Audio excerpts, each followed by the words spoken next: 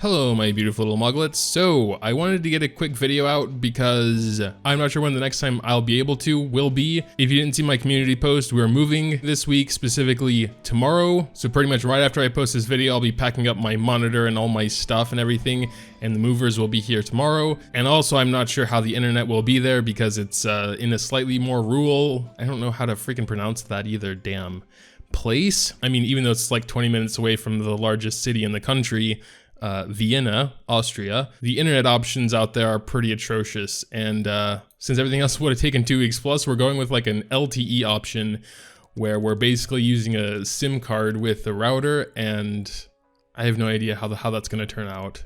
So yeah, sorry for that long introduction. I don't think 99% of people actually care about anything I just said, but basically I wanted to make this because my last video was doing the hugest unintentional flex of my entire life and pulling 3 natural 5-star Moonlight heroes, and I kind of didn't want to just leave it there.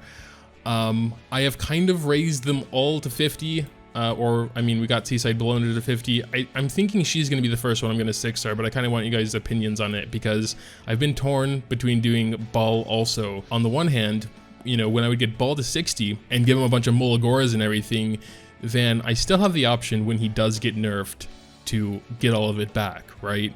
And I could still use him while he is, I should say overpowered. Even after his nerf, quote unquote, he's still going to be overpowered. But I at least have the option then, if I'm going to recall him or not. I don't know, I would kind of like to enjoy stomping with him as I always get stomped. But then Seaside Bellona is the newest one. She is actually kind of exciting. I just don't see where I'd actually really use her right now. But I mean, she is the new one, so that would follow tradition. Then we have Spectre Tenebria. She is probably the lowest on the priority list, even though she is so damn nice. I don't know. It's hard to call her cute because I think she would kill me if I said that, to be honest. And she definitely does sound interesting, you know, especially her passive being what it is. I just don't know if I have the right team to support her, and that's the main thing. And then the one I'm currently raising, damn, where are you? Fallen Cecilia, planning to get her to 50 as well. Az told me I should raise her first. Again, she does sound really nice. I don't have that many tanks, almost none at all. And, you know, her barrier seems pretty amazing. And then, of course, the taunting AoE skill nullifier is pretty interesting. But yeah, it's pretty hard to say. So if I wasn't a YouTuber, I would probably definitely go for Ball, just because I would like to enjoy him while he is still overpowered, you know. But since I kind of want to get Seaside Bellona to 6 stars since she is the new hero, and I want to kind of see how she's doing at 6-star with gear and everything, then I'm definitely more on the fence. But because of all this moving stuff, I probably won't be able to do that before everything is covered anyway. So maybe I will just do Ball. But again, I want to get you guys' opinion first. Maybe I'll do like a little poll. I think there are like these polls you can do inside the video in the meantime. If I figure that out somehow, then you might see some kind of little eye up there in the top right hand corner, and you can vote on these 4: Bellona, Ball, Tenebria, or Fallen Cecilia. So pretty much all these dudes are like, especially for arena, I'm sure most of them can do good things outside of that as well, but like, you know, they are Moonlight 5-stars, which even the devs kind of said they're more geared towards PvP. So but then like, so we have Bellona, unable to be buffed, unhealable. I guess if you like make her super fast and have her in like a cleave team, but then like, if you're going to be a cleave team and have like all 4 of your units try and go first, then I'm not sure if you really need that. Maybe paired with Dizzy or something, because, you know, Dizzy can do like 3 other debuffs that are different.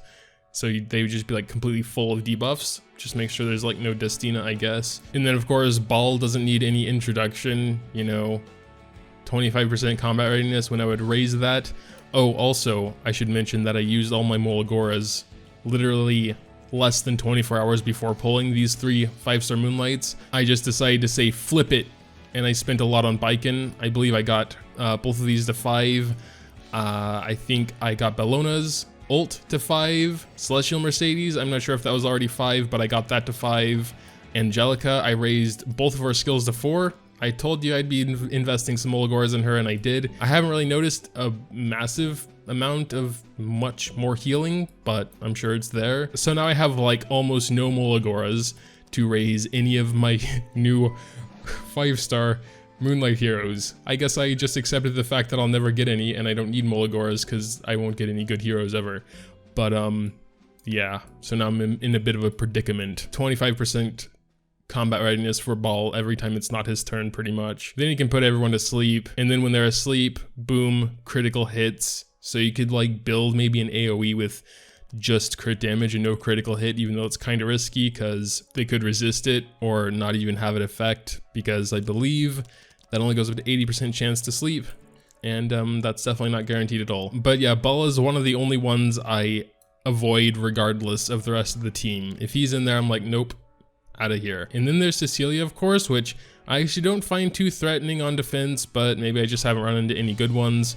But yeah, the barrier she can cast just from the right at the start of the battle can be pretty strong. Then skill nullifier, if you don't have AoE, can be pretty bad for the attacker as well. And then of course provoke, I believe Az has her with, was it Elbrus Ritual Sword? I believe it was, because her counterattack is quite nice. Up to 100% chance to provoke. And provoke is pretty amazing to have on a basic skill, because not only will they do their basic attack, but they have to hit the tank, you know? It's pretty nice. I just realized I hadn't been recording my screen this entire time, which also wouldn't have recorded my commentary if I wouldn't have had Audacity open. And I had recently stopped using Audacity because I figured it's just a lot easier to have everything in OBS, so I managed everything in there. So thankfully I still have the commentary, and I haven't actually done anything that is unreversible. So I'm gonna keep the commentary and I guess just try and go through what I was actually talking about. Man, why am I so dumb? I don't know. But yeah, I was actually pretty much finished talking about my Moonlights. Again, with Tenebria, I'm just not sure I have the right team for her. It seems like you would definitely need more of a tanky team so she could actually do her stuff while being pretty much invincible outside of AoE attacks. And then of course, just not going for, you know, a team with heavy AoE. But yeah, I don't really specialize that. I specialize definitely more in Glass Cannon, Cleave. But yeah, okay, so I can bring you through a little update as well. Honestly, I haven't really been doing much besides my dailies and Song of the Sea, of course. I've really enjoyed this story, honestly. The rewards definitely aren't bad either. I'm a little bit iffy on the fact that we can't spend the currency we get, so it feels like a total waste to farm anything, just like if you don't know exactly like what hard mode adventure you want to farm for whatever, then, you know, I sometimes just come to story mode and farm there for the currency. But so I'm a little bit torn on that, but the rewards are good. The story was, again, really nice.